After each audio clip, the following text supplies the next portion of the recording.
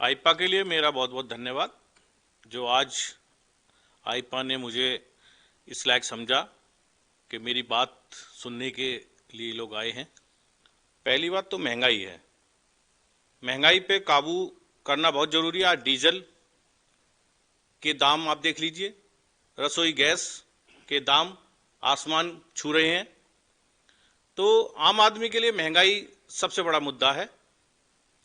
केवल एक प्रदेश सरकार में एक तो बदलाव आया है कि गुंडा माफिया या महिलाओं पर जो अत्याचार होते थे उनमें कमी आई है। नमस्कार, मैं हूं कपिल सोनी और आप देख रहे हैं आईपा। आईपा यानी all India progressive politics association, जो बात करता है जन सरोकार की, जनता के उन मुद्दों की जिनसे एक उज्जवल भविष्य का निर्माण किया जा सके। बदलाव प्रकृति का नियम है और किन बदलावों को लाकर हम एक उज्जवल भविष्य का निर्माण कर सकते हैं, इन्हीं बारे में जानने के लिए आज हमारे साथ कुंवर धीरज सिंह है। अखिल भारतीय क्षेत्रीय महासभा के ये अध्यक्ष हैं, पश्चिमी उत्तर प्रदेश के सामाजिक हैं और पिछले काफी समय से सामाजिक कार्यों में बढ़ चढ़कर हिस्सा लेते आए हैं। आज इन्हीं से पूछेंगे क्या बदलाव है बेहद जरूरी। बहुत बहुत स्वागत है। आईपा के लिए क्या कहना चाहेंगे? आईपा के लिए मेरा बहुत बहुत धन्यवाद। जो आज आईपा ने मुझे इस लायक समझा कि मेरी बात सुनने के लिए लोग आए हैं। तो कुंवर साहब, अगर बदलाव की बात करूं, उत्तर प्रदेश में आप कितना बदलाव देख रहे हैं पिछले 5 साल में योगी के कार्यकाल में? बदलाव योगी के कार्यकाल में केवल सुरक्षा को लेके और गुंडागर्दी को लेके तो ठीक है माहौल। बाकी महंगाई, बेरोजगारी और मेरठ की सबसे बड़ी समस्या हाईकोर्ट बेंच, जो पश्चिमी उत्तर प्रदेश की समस्या है, उस पर ना तो मोदी जी का कुछ ध्यान है उस ओर, ना योगी जी का है। क्योंकि हमारे किसान, बेरोजगार, मजदूर हैं और मतलब पश्चिमी उत्तर प्रदेश का गरीब जो हाई कोर्ट इलाहाबाद जाने के बाद लूटने के अलावा उसे न्याय तो मिलता ही नहीं है। बेचारा धक्के खाता है, अपना समय बर्बाद करता है, इलाहाबाद हाई कोर्ट जाता है, ना न्याय मिलता और अपना धन समय सब बर्बाद करता है, जिसके लिए हमारे पश्चिमी उत्तर प्रदेश के सभी अधिवक्ता साथी बड़े लंबे समय से संघर्ष कर रहे हैं, लेकिन सरकार का उस ओर कोई ध्यान नहीं है। अच्छा, बात करें, अगर आप जैसे बता रहे हैं कि पिछले काफी समय से जो महंगाई है वो चरम पर है, तो क्या लगता है कि आपको आम आदमी की जो मूलभूत सुविधाएं हैं, सरकार को उसके लिए क्या बदलाव लाना चाहिए जो एक आम आदमी अपने जीवन सुखी प्रकार से जी सके? पहली बात तो महंगाई है। महंगाई पे काबू करना बहुत जरूरी है। आज डीजल के दाम आप देख लीजिए, रसोई गैस के दाम आसमान छू रहे हैं। तो आम आदमी के लिए महंगाई सबसे बड़ा मुद्दा है, जो इस चुनाव में शायद बीजेपी को नुकसान पहुंचाएगा। चलिए बात कर लेते हैं स्मार्ट सिटी की। सरकार का दावा था कि स्मार्ट सिटी मेरठ को बना के रहेंगे। कई वरिष्ठ नेताओं ने भी इसके लिए प्रयास किए, कैंप लगाए गए और तरह तरह की योजनाएं भी चलाई गई, लेकिन कहीं ना कहीं जो है स्मार्ट सिटी मेरठ नहीं बन पाया। इसके लिए क्या कहेंगे आप? स्मार्ट सिटी का बड़े बड़े नेताओं ने वादे किए, यहाँ के सांसद ने किए, विधायकों ने किए, लेकिन आप मेरठ में आज ये बताइए कौन से कोने में गंदगी के ढेर नहीं लगे हैं? कोई नाला साफ है? कोई अच्छी सड़क है? क्या मूलभूत सुविधाएं स्मार्ट सिटी के नाम पर मेरठ में प्रदेश सरकार या केंद्र सरकार ने मुहैया कराई हैं? आप जाइए जनता के बीच में, आप देखिए गली, सड़क, नाले ढेर लगे पड़े गंदगी के। यही स्मार्ट सिटी है ना?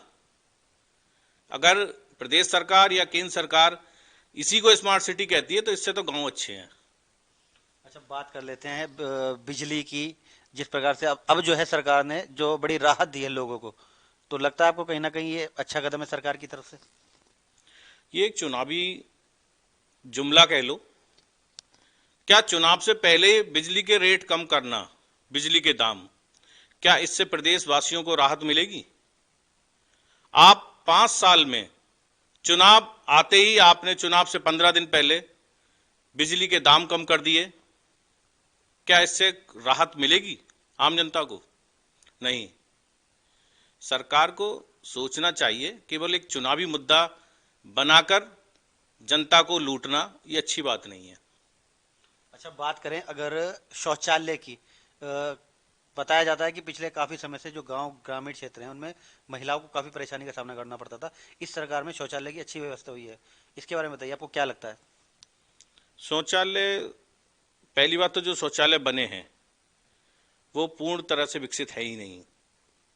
जो बने हैं वो 80% प्रयोग में लाए नहीं जा रहे हैं। ये सरकार शौचालय के नाम पर भी जो पैसा देता है उसके यहाँ शौचालय बनाया जाता है। जो कॉलोनी के पैसे देगा, मकान के पैसे देगा, घूसखोरी देगा, उसका मकान बनाया जाएगा। किसी गरीब आदमी को ये मूलभूत सुविधाएं मिलती ही नहीं है। अच्छा, करप्शन की बात करें तो लोगों का काफी कहना है, और यहाँ तक कि भाजपा नेताओं का भी, जो पिछले काफी समय से करप्शन का दौर चला आ रहा था उसे भाजपा सरकार ने खत्म कर दिया। आपको लगता है कहीं ना कहीं बदलाव आया इसमें? हाँ, बहुत बदलाव आया। 5 साल में जो विधायक जिसका बैंक बैलेंस 50,000 रुपये भी नहीं हुआ करता था, वो 10-20 करोड़ का आदमी तो बन ही गया है। यही तो है ईमानदारी, जीरो टॉलरेंस। तो उन विधायकों का रिकॉर्ड क्यों भाजपा ने प्रदेश में, उनके क्षेत्र में जनता को क्यों नहीं बताया कि ये विधायक 5 साल पहले इसका बैंक बैलेंस 50,000 रुपये था और आज ये 5 करोड़ का आदमी है। और उन्हीं भ्रष्ट विधायकों को दोबारा टिकट दिए गए हैं। जिन लोगों पर एमपी एमएलए कोर्ट में आरोप सिद्ध हो गए थे उन्हें भी टिकट देकर प्रत्याशी बनाया गया है। अच्छा, ये भी बताइए, आपने बहुत अच्छा एक जवाब दिया कि भ्रष्ट जो नेता है वो सभी पार्टी में आप देख रहे हैं कि चाहे वो कोई भी पार्टी हो, राजनीतिक पार्टी, उसमें दागी जो दागदार होते हैं उन प्रत्याशियों को मैदान में उतारा जाता है। तो क्या लगता है आपको, इसमें बदलाव होना चाहिए ना? बदलाव होना चाहिए, जनता को खुलकर इसका विरोध करना चाहिए। जो पार्टियां गुंडे, मवाली, भूमाफिया या ऐसे व्यापारी जो लूट कर ही बने हैं और पैसे के बलबूते टिकट लेकर विधायक और सांसद बन जाते हैं, जनता को उनको विरोध करना चाहिए। और बीजेपी एक तरफ भ्रष्टाचार और गुंडा माफिया सबसे दूर रहकर एक स्वच्छ छवि अपनी बनाना चाहती है, तो बीजेपी को पहले अपने जो विधायक और सांसद हैं गुंडा माफिया और भ्रष्टाचारी, इन्हें बाहर करना होगा। चलिए, अगर बात हो रही है बदलाव की तो ये भी पूछ लेते हैं कि पिछले 5 साल में आपको लगता है कि हाँ, युवा जो है किसी भी राजनीतिक पार्टी को सपोर्ट तो करता है, लेकिन कहीं ना कहीं जो युवाओं की नौकरी है या रोजगार है उस पर सरकार को ध्यान देना चाहिए? सरकार को बिल्कुल ध्यान देना चाहिए। युवाओं का अगर रोजगार युवाओं के पास नहीं होगा तो युवा क्या करेगा? बेरोजगार युवा क्या करेगा? क्राइम करेगा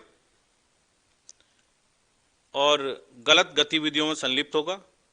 तो युवा की तो एक ही मांग है, उसे रोजगार चाहिए।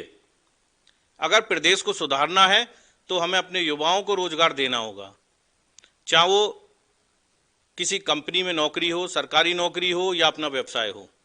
रोजगार सबसे जरूरी चीज है युवाओं के लिए। आखिरी सवाल मेरा ये है कि क्या बदलाव आप पिछले काफी समय से देख रहे हैं और क्या बदलाव बेहद जरूरी है इस वर्तमान समय में?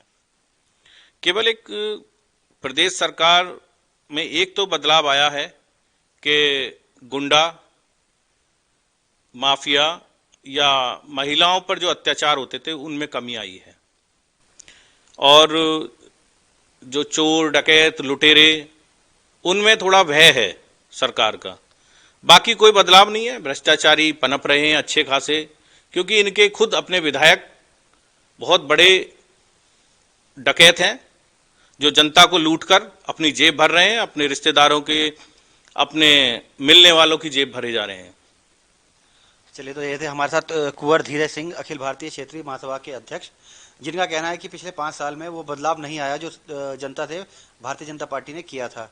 कहीं ना कहीं सरकार अपने दावों में विफल साबित हुई है, लेकिन बदलाव प्रकृति का नियम है। तो इस बार उत्तर प्रदेश में जो पहले चरण में मतदान हो रहे हैं, चुनाव हो रहे हैं, इस बार देखना होगा कि किसको जनता चुनती है और क्या बदलाव लाएगी। हमारे चैनल को सब्सक्राइब कीजिए, लाइक कीजिए और शेयर करते रहिए। मेरठ से आईपा के लिए कपिल सोनी की रिपोर्ट।